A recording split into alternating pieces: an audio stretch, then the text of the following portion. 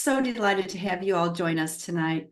I always begin with this slide because I assume that maybe some of you in the audience don't know who we are at 95% Group, but I also just like to revisit these principles. This is really what drives the work that we do here at 95% Group. And this just keeps us grounded in the why we do what we do. We believe that all children deserve a chance to learn to read. And I know every single one of you that is signing in here tonight has that same foundational principle in the work that you do, and we honor and thank you for the work that you do. Our purpose as an organization is to unlock the power of literacy for every child, and we do that by building on the science to empower teachers, actually all educators, by supplying knowledge, resources, and support that they need to transform developing readers. So these are what I call our North Stars, and they really keep us focused on our mission. And I'm really proud to be part of an organization that has this teacher-centric approach. You can trust that our literacy resources are classroom tested and proven through efficacy studies. This is a promise we make to you, and I believe that this really sets us apart from all the others in the marketplace. Another distinctive feature at 95% Group is that we have a unique literacy ecosystem approach. And we call this our 195 literacy ecosystem. We offer modular solutions that are cohesive and aligned in instruction across the grades and across tiers of instruction. So we provide that consistent academic language and consistent high impact routines. We are evidence aligned to both the principles of the science of reading research, and we are evidence-based, having invested in efficacy studies, like I said previously, really like no other publisher. So please check out our research base on our website to see how our products are proven in classrooms around the country. Our ecosystem of resources are wrapped around by this high-quality professional learning. So our 195 literacy ecosystem has all these attributes to accelerate all students' learning so they can realize their full potential. Now, this pyramid showcases our flagship products that we have in each tier of instruction. So you'll see in Tier 1 Core, we offer our proven Phonics Core program, which spans K through 5. In Tier 2 Intervention, we offer the fully aligned phonics lesson library, which is connected to our Tier 1 through a precise and very easy to use diagnostic assessment. And then you'll see our flagship Tier 3 program is 95 WRAP, which is a one-of-a-kind individualized approach for our students who need that intensive intervention. And all of these products are cohesive and aligned around that same scope and sequence, with each tier designed to provide more time and intensity and focus of instruction. And all of these products are underscored by strong and comprehensive professional learning, including our comprehensive asynchronous offering, Top 10 Tools, which is written by tonight's speaker, Deb Glaser, along with product training and foundational courses, and of course, our specialty, which is our strategic coaching. So we are really proud to now have Morpheme Magic and Morpheme for Little Ones as part of our 195 literacy ecosystem. Now, for those of you who are familiar with our products, you might be asking, well, how does this fit into the ecosystem? Well, here you go. So this is designed to showcase those flagship products in core and intervention, and also show that bridge between core and intervention with our precise diagnostic assessments in both phoneme awareness and phonics. And what you'll see here is Morpheme for Little Ones is the perfect fit in our K3 core. Morpheme Magic is just right for our 4 through 5 core. And you'll also see that Morpheme Magic can be used as intervention from 6th grade on. So in the next slide, what you'll see is that Morpheme Magic and Morpheme for Little Ones, perfect partners with the 195 literacy ecosystem. So now it gives me great pleasure to introduce the wonderful Deb Glaser, and I'll read her bio to you now. Dr. Deb Glaser is a consultant, author, and teacher educator beloved for enriching teachers' knowledge of reading and for her proven instructional methods. Following her teaching career, she directed the educational arm of a nonprofit dyslexia learning center, the Lee Pesky Learning Center, where she developed programs to teach teachers and students. She was an original National Letters trainer. She is a policy advisor to the National Council on Teacher Quality. and regularly contributes to the evaluation of university programs that prepare our teachers to teach reading.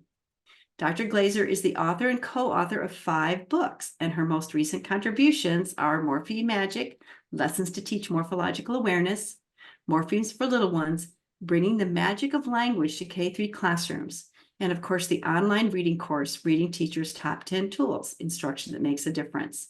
And all of these, we're proud to say, are part of 95% group. And we are so proud and honored to offer these wonderful programs. So, and on a personal note, I just have to say, Deb, you are one of the people I admire the most. You have taught me so much, both as an educator and a friend. So I turn it over to you. Thank you, Laura, and welcome everyone. I'm so pleased to be here with you tonight, and it's especially wonderful because I get to talk about morphology with you all. And when I first began this entering into the world of morphology, I began to feel the real magic of the morpheme and how there are so many words that are unknown to us. The layers and the levels and what makes up those words, their history, those meaningful parts in words. It's an unknown. And as with magic, we want to know what is hidden and experience the thrill when the unknown is revealed. And if any of you have experienced that, you know what I'm talking about. And if any of you have taught morphology in your classrooms and experienced that magic within your classrooms when students begin to understand morphology, it hooks you. I know, it's like magic. And there's nothing magic about teaching. There's no abracadabra to teach Morpheme Magic, to teach morphology. But it takes a lot of work and it takes a lot of dedication. And then the magic is the outcome. So when magic happens, we know it. And the magic of morphemes is real. And I hope tonight there's a little bit of magic, a sprinkling of magic that enters your lives and entices you to step into that world a little bit more with your students. So tonight, in getting started, just a quick overview of the information I'm going to share with you. We are going to discuss and deepen the understanding, first of all, of morphological production. I want you all to have a strong sense of how language, that use of language, the production of language, is what sets the stage for building the awareness of that language, the morphological awareness in our classrooms for reading and for expanding vocabulary, for improving writing, and the benefits go on and on. We're going to learn how to think about morphology systematically, but across all language components. So teaching morphology isn't just teaching a morphology program, but words are ubiquitous in our classrooms, and there are multiple opportunities to address morphemes and morphology throughout the day. And I hope I can point out some of those opportunities that are available every day in your class. We're going to take a quick look at why do we include morphology and how can we include morphology. So that ties in with the second bullet there. And then we're going to hear from a very special literacy leader who I have worked with over the last few years, who's incorporated morphology instruction into the classrooms in their school, and she can share some of her experiences with you. I want to start by just reminding us of structured literacy, what it is, what it means, and morphology ties into this very, very beautifully and into what we are going to talk about this evening with language. But structured literacy is characterized by the provision of systematic, explicit instruction that integrates, that's a key word there, that integrates, listening, speaking, reading, and writing, and emphasizes the structure of language. So the structure of language is what we're looking at, and that structure includes phonology, orthography, syntax, morphology, of course, the meaningful parts of words, but that is integrated and has its tentacles in throughout language as a whole. and the relationships among words, semantics, and the organization of spoken and written discourse. Okay, so that's a lot. That's really a lot. So we're going to look at how morphology infiltrates all of these and can become a very dedicated aspect of language in our language-rich classrooms. So a reminder here, looking at the brain, the left side of the brain is that we are biologically wired for language. We actually have a language brain, not a reading brain, but our job as reading teachers is to incorporate all that we understand about language acquisition in our instruction, in our reading instruction.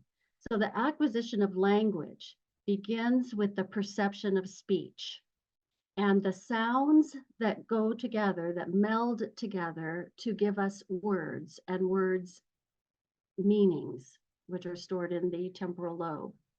Now, what maybe we don't stop and consider sometimes is those sounds of language are decoded and meaning is accessed once the speech sound is decoded, and it can access the word as a whole and it as a meaningful unit.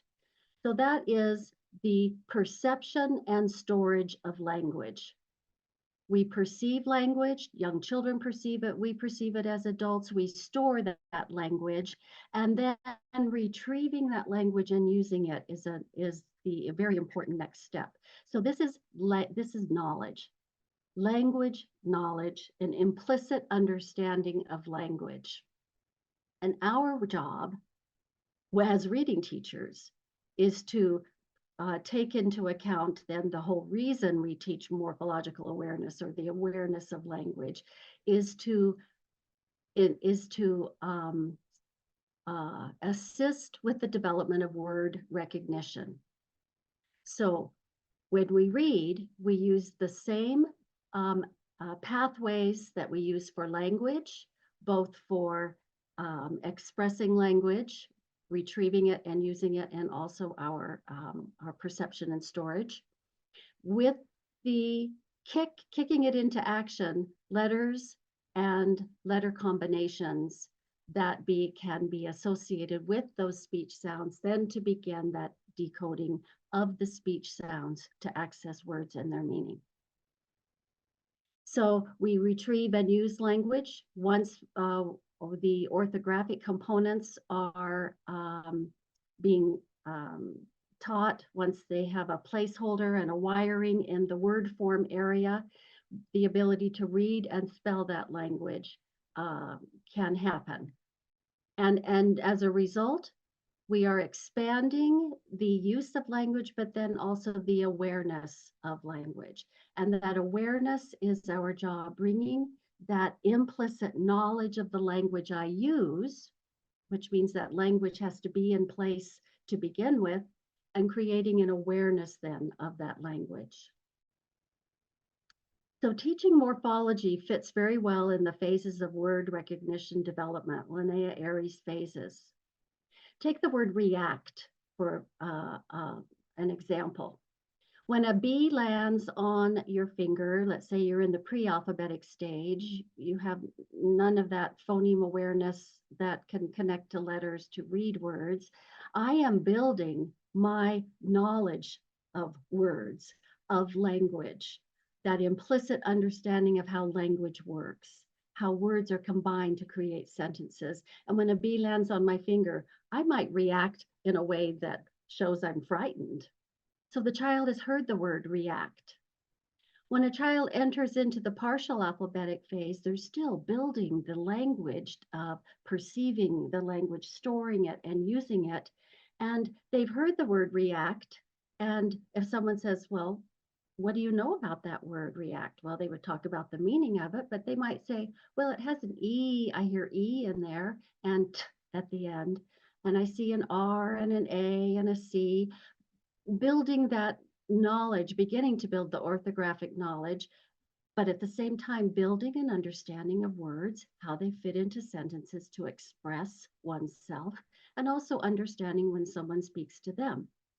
So if you're a preschool teacher or a kindergarten teacher, the rich verbal teacher language behavior in classrooms is setting the stage for the awareness of language through the spoken language of both perceiving the language and also using that language. Once children enter the full alphabetic phase, they're learning all of the grapheme phoneme relationships. And at the beginning of learning those relationships, they may see this word react and see that EA in there is a vowel team and may read this word reeked, baby, okay? But toward the end of the full alphabetic phase and entering into the consolidated phase, that prefix re becomes recognized because the base word act is very well formed in the orthographic processor and is upon sight perceived and read. And I know lots of words that begin with re, respell, redo, review, reenact, repeat. Okay, lots of words that begin with re, and I have that sense of that knowledge. Now I begin to create an awareness. But if your students are in the consolidated phase, they are chunking, they are reading prefixes, morphemes, they recognize the base, they recognize the prefix, they recognize suffixes on words, they can build a word family from that base act. But I must have had pass through these phases in order to be at this point where now I am truly ready for all of you're going to teach me about prefixes and suffixes and Latin roots, teachers, and around fourth grade is typically when this begins. But we've begun the process much earlier. Okay? Through the building of language and through those early phonics lessons, we begin to build an awareness of plurals and past tense and comparatives and some prefixes as well. So why go through, maybe first of all, be aware of these phases and be focused on the awareness of morphemes in words, and even that a word itself can be a single morpheme. Well, the research is very clear, and we continue to learn more through the research of the important contribution morphological awareness of that language I speak, awareness of that language I read, and its relationship to meaning, how it positively impacts students' literacy development. One of the outcomes of the research that is very is important for all of you who are teaching intervention teachers or working in Title I schools, and you have children who are struggling readers, is that there was a very strong positive impact of literacy skills when taught during intervention. So teaching morphological awareness during intervention, during your word study, during your phonics lessons, can have wonderful outcomes for your students. So the language systems here. The language system, and we have language components, and just a quick review of these. Of course, we have phonology. Phonology has its relationship with morphology because of the sounds in words. How many of you thought that duct tape was D-U-C-K, duct tape? Well, it's duct tape because we use this type of tape to hold ducts together, duct tape. It's not duct tape, although children will say duct tape, and until they see it in print, they may always pronounce it as duct tape. But the semantics, then the meaning system helps us know that duck is an animal and duct is a Latin root that means to lead. And the morphology, the meaningful forms of words, is dependent upon the phonology, the sounds you hear in that meaningful unit, and then how we use that word, what it refers to, the contexts in which those words can be used. And once I know duct, and I have the word product, I hear the word product, I begin to make an association and to bring that to the awareness level, product, PRO means forward as a prefix, and duct means to lead. So product is to lead forward. When you have created something, you have a product, you have brought it into existence. And then using those words in spoken and written language requires that you understand the part of speech. The part of speech determines how, then, when, and how that word will be used in a sentence. Syntax, the order of words to convey thought. So learning a word in isolation only goes so far. I must hear that word. Teacher, model the use of these words in sentences for students so they can hear how to use these words. I have the word produce. Today, when you, I would say to the kids, when you sit in your groups today, I would like you to produce a group sentence using this word, produce, to lead it forward. I want to see your product, which is a noun. Your product will be a sentence. Would you produce that sentence? This is so important to understanding morphology and building vocabulary knowledge, is hearing those words used and then using them ourselves. And I'd like you also to conduct yourselves in a way that you know is appropriate, the pragmatics in our class. Con means with, duct means lead, to lead with. Does a conductor conduct? Yes. How do you lead with respect when you're working in your groups? Conduct yourselves appropriately. And orthography. The reason we would pay a close attention to the phonology, the semantics, the morphology, how those words are used in sentences and when, both written and spoken, all have to do with the orthographic system, because ultimately it's all about reading comprehension, building the vocabulary, building reading comprehension, because I can access the words and I can access layers of those words and know what they mean. So all of those language systems, every day, all day, and morphology and orthography can be your outcome and oral language. So apply a systematic process in your lessons. I'm going to quickly walk through these steps and then I'm going to take you through a little lesson. We want students to hear the word, stimulate the phonological processor, and say it so the articulation is happening. And it may just be the morpheme that you're teaching.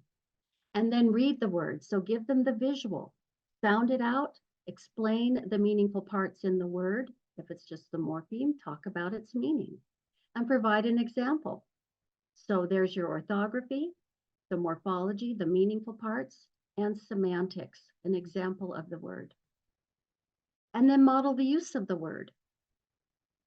There's your syntax in your discourse. Students read the word, they write the word, and they use the word. So then teachers can examine some options. Syllables in the word, what are the morphemes, what do they mean? The sounds in the word and how those sounds are spelled. An element of memory is time. The time you spend thinking about something determines how much of it you will remember. We remember what we think about. So going inside of a word and talking about the construction of that word, how it's put together, the meaningful parts, the spelling, the syllables, is going to begin to build that wiring and that firings to recall that information later. And then display alternate word forms. Discuss the part of speech, demonstrate the word use. Always have students write and use the word forms, the morphology, the topic, or the subject of your instruction. And display it and review it. Colleen, who's working, does a lot of my Morpheme Magic and Morphemes for Little Ones training, has some handouts she's going to share with you tonight. And I talked about spelling a little bit here, and maybe she'll start dropping some handouts in the chat for you, which you can download and then access later. So I created a spelling handout that can walk you through how to teach the spelling rules. But for right now, I'm going to teach you a word. The word is collaborate. Say it. Collaborate. Let's read it. That word is collaborate. We will collaborate together to create a sense of morphological awareness. These bees collaborate to protect the queen bee and to make their honey. They work together. Collaborate. I would have the students write it and use it. Collaborate. Let's talk about this word a little bit. This word has a prefix on it, C-O-L, call, and it's really a assimilation or the chameleon prefix for con. But con changes to call because our base or our stem starts with an L. And it's also much easier to say, collaborate. So C-O-L means with, labor means work. So, and ATE is verb forming. So this is laboring or working with each other. To collaborate, we work together. That's what those word parts mean. And we have other word options, word forms we can use. We have collaborated. The bees collaborated to maintain their hive in a healthy condition. We are collaborating together tonight, working together. We are a collaborative group. There's your adjective form.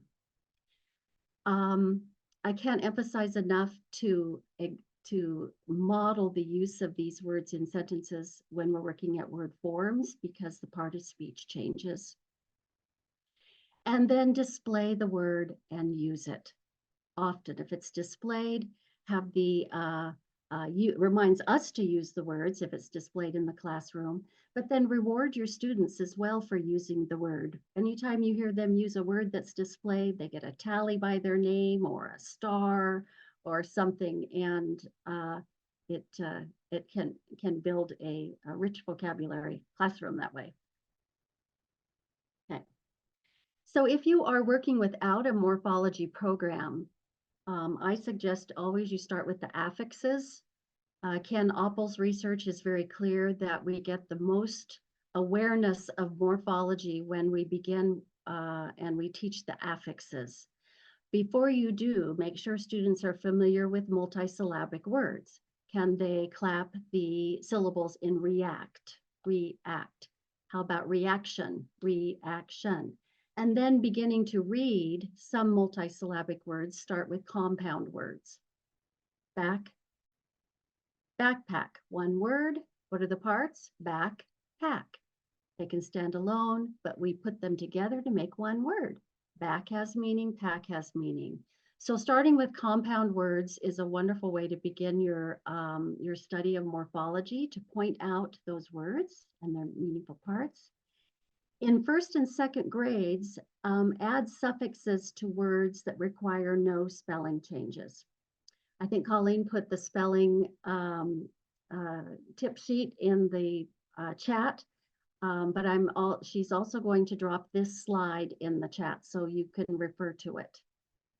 So if we're adding suffixes to words that require no spelling changes, that means you're going to be using suffixes that start with a consonant, because the suffixes that begin with a vowel will very often require double it, as in hopped, drop it, as in hiding, and change it, as in cried. Change the Y to I. So we start teaching these very basic rules with CVC words in first grade, but really hitting it hard in second grade as the students are becoming more fully entering that phase of full alphabetic and learning all of the grapheme phonemes. What a child what a child reads, they can write. In your phonics lessons, the words that children are reading, always within the same lesson, have your students spell those words, either using them and writing them in sentences, you're dictating those words and they're writing them, and begin incorporating those basic inflectional suffixes in your work with your reading program. And then start with common prefixes. These are the most common, and inflections. The inflections are very common in a young child's spoken language, and it just makes a lot of sense to teach those along with the words, the nouns and verbs that they are learning to read in your reading program. And then move into the other suffixes that may or may not be inflectional, but derivational. All right. And think about your academic vocabulary. I used collaborate and produce and product as example words. Those are common words that we want to hear and use in classrooms all the time, and they provide a wonderful source of words for morphological study. I'm just going to take you through these math terms here. And this may actually be a good handout too, if you want to come back to this. But for addition, well, add is a base, which means to combine something with something else. So addition is the state of adding, of combining something with something else. Okay. Subtract. Sub means under, and tract means to pull. So when we subtract, what are we doing? We're pulling the numbers down, and subtraction is a state of pulling numbers down. Tract means pull, and sub means under. I can just see, I can just picture teaching this to little kids and getting them all excited about math. There's some magic for you. Multiply. Multi means many, and ply means folds. So multiply is to cause to make many folds many times. 3 and 3 and 3 and 3 makes 12. Multiply, many folds. I always say a fold, ply, you think of 2-ply or tissues, ply means folds. So that's always a nice way to explain it too. But when you're talking about that Latin root with children. State of making many times as great in number is multiplication. And then division, it begins, actually there's a little hidden prefix in there. It's dis. Divide, the di is a form of dis, which means apart. And vide means to separate. So when we divide, we separate apart. That makes a lot of sense to a young child. Divide the cookie, divide the cake. Let's separate it apart. A division is the state of separating apart. So this, as an example of just a few of the academic terms that we just use without going more deeply into the morphology of the words, that could really assist with our young people making sense of what we are asking them to do. And then I want to remind you to seize the opportunity here. Watch your students' writing. I know many of you have learned to watch for their phoneme awareness evidence in their writing. I'd like you also to tune into the morphological components and watch for the opportunities to teach morphology. This is just a little section out of a little report a 5th grade student, I believe, wrote, who's really trying out their cursive writing here, about the importance of recycling. And right toward the bottom, she is saying, and bike for transportation and compost instead of throwing. I think she left a way out. So always recycle. But I want to focus on transportation here, and I'm sure your minds are just working right now. What would I do And how could I use this as a, this seizing the moment now? This is a word that my whole class could benefit from taking a look at. Well, transportation, what's the word? Transportation. Let's think about the beginning of that word trans, which is the prefix, which means across. And there's a root in there, port. Port means to carry. So what's the word? Transport. That's the verb form. Transport means to carry across. My bike will carry me across town. It will transport me to my friend's house. And let's make it a noun. ION is the noun forming on there, and it means a state of carrying across, transportation. And then let's put into the chat the activity, Colleen, of a morpheme, the daily morpheme. Because once we teach morphemes, we teach this vocabulary, we want to refresh, review at a very frequent basis. We want to repeat our exposure to this information. So with the morpheme a day, we would, transportation would be written on the, let's see if I can do this here. Transportation would be written on the board, and you would ask the student to circle the root, port, underline any prefixes and suffixes. Shun, by the way, is a syllable. The Latin root is really portare, so we've got that extra T in there because that's part of the original Latin root. But the meaningful parts are trans, port, and shun, or ION. And then have the students talk about the parts, use it in a sentence. You might even put transport up and use that in a sentence. Use the verb in a sentence, use the noun in a sentence. Okay, so the directions for that activity are being posted in the chat. So Morpheme Magic then is a program I wrote that purposefully includes so much of what I've talked with you about tonight. So in this one lesson for con, which we took a look at in the word collaborate, we hear and say, so there's the hearing the prefix, saying it, articulating it, reading it, and learning what it means.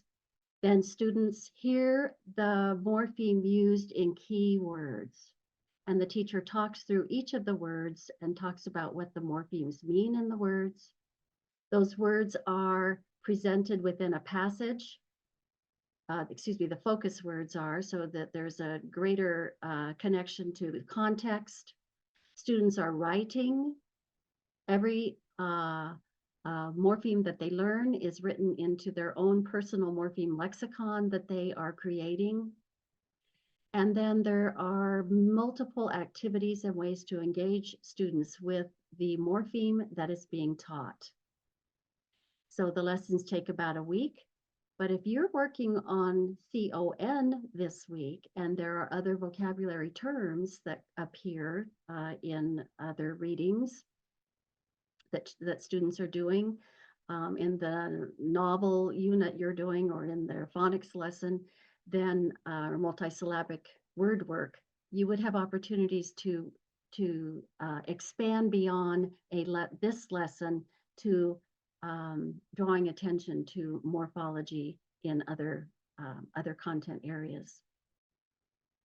And Morphemes for Little Ones is the K3 program, and there are 3 levels. And once again, we explore the morpheme, what it means, what are the phonemes in the base words in this case, and the morpheme when we explore the meanings of words, the orthography of the vocabulary or the terms that we're using, and decoding and encoding, and lots of language. So using words that represent the target morpheme being taught, but syntax, discourse, written and spoken discourse becomes a strong focus, because it's all about building language and knowledge of words and how words work. All right.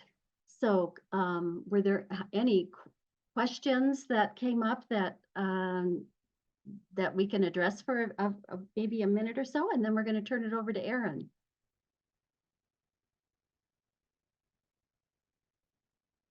Deb, I think we were able to answer most questions as they came up. One of the things that a lot of people are, some people, depending on what device they're watching the webinar on, are having difficulty downloading the handouts.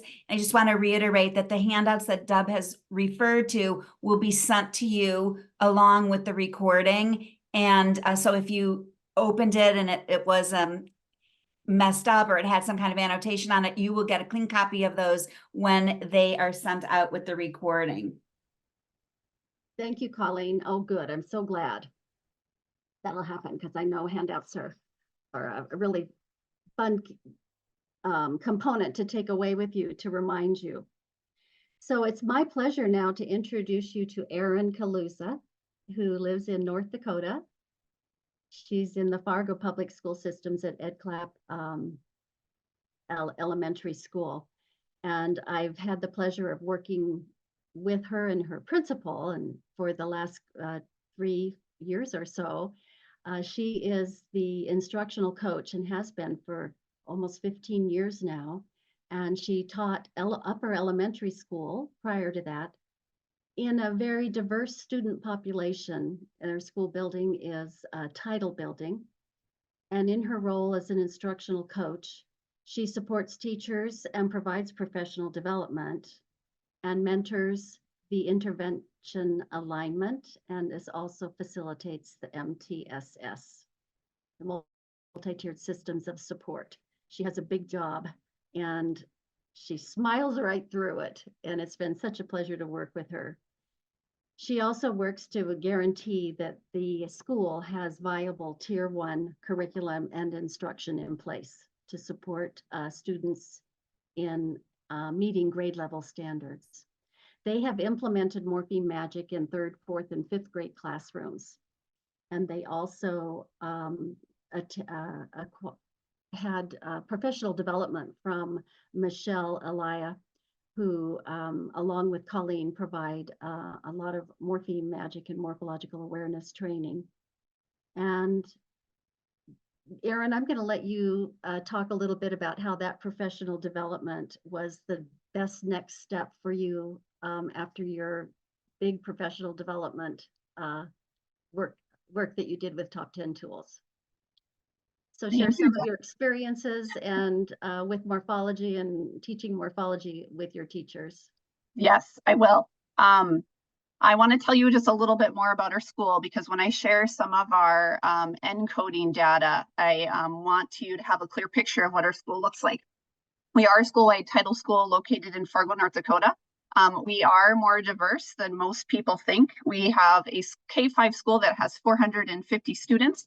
We're one of 14 elementary schools in our Fargo school district system. We serve students that speak 27 different languages. We are 60% free and reduced. 42% of our school population is white, 37% is Black, and we have an 18% special education population.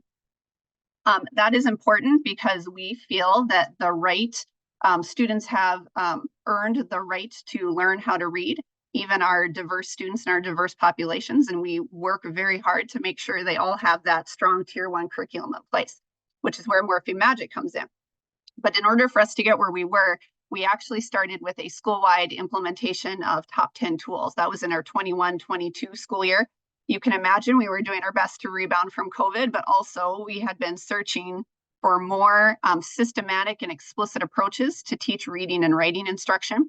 So we started with Deb back in 21 and our 22 school year. After that, we were able to adopt a phonics curriculum for Tier 1 instruction. But we felt like we were still missing a piece for upper grades when it came to decoding and encoding and developing understanding of the language. So we reached back out to Deb and began our Morpheme Magic journey. So in the fall of 2023, this school year, we started by training our grade 3 through 5 classroom teachers. We also pulled in our interventionists, our gifted and talented teacher, our EL teacher, and some of our special education teachers. And we began jumping into Morpheme Magic by participating in the Morpheme Magic professional development, which is very much what Deb just took us all through and gave us so much understanding about the importance of morphemes and how the program could be used in such a powerful way for us. So in grades 3 through 4, after we finished our professional development, we let teachers kind of decide where they wanted to go next. 3 through 4 decided to start with their vocabulary instruction. So we have a comprehension program that we utilize, but the vocabulary instruction with that program was quite weak. So we decided to layer Morpheme Magic routines into vocabulary. So deconstructing words by their morphemes, looking at their origin, their part of speech. And then we provided opportunities for some of those application of Deb's modeled lessons with that we saw in Morpheme Magic and Top 10 tools. So following those routines really helped our language comprehension side when it came to vocabulary. And then a little bit of an unknown product that we weren't expecting is the spelling and encoding side started to pop up too. I saw some comments in the chat about EL or English language learners.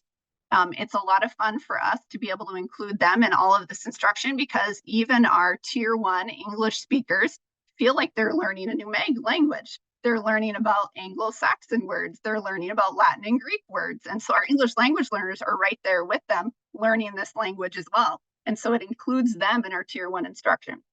5th grade decided to go a little bit different. Their kids were really doing a good job decoding and encoding multisyllabic words, but they weren't really understanding the meaning of those words, which we know is going to impact student comprehension. So they looked at their phonics scope and sequence, and they deconstructed Morpheme Magic and layered it over top. So if they were learning about words that end in ly in their whole group phonics lessons, then they pulled in the Morpheme Magic routines, the word cards, and some of those other resources to go even deeper. And then, of course, the piece that our 5th graders love so much is the activities that they get to use to show their understanding and to develop deeper meaning with multisyllabic words. So they're using the lexicon and activities a little bit more than our 3rd and 4th grade students. They're using the vocabulary instruction. Now, interesting enough, our 3rd and 4th grade are using the lexicon to record their vocabulary. So they are at a right spot for going a little bit deeper, and I'll share some of our next steps. Would you advance the slide for me, Deb?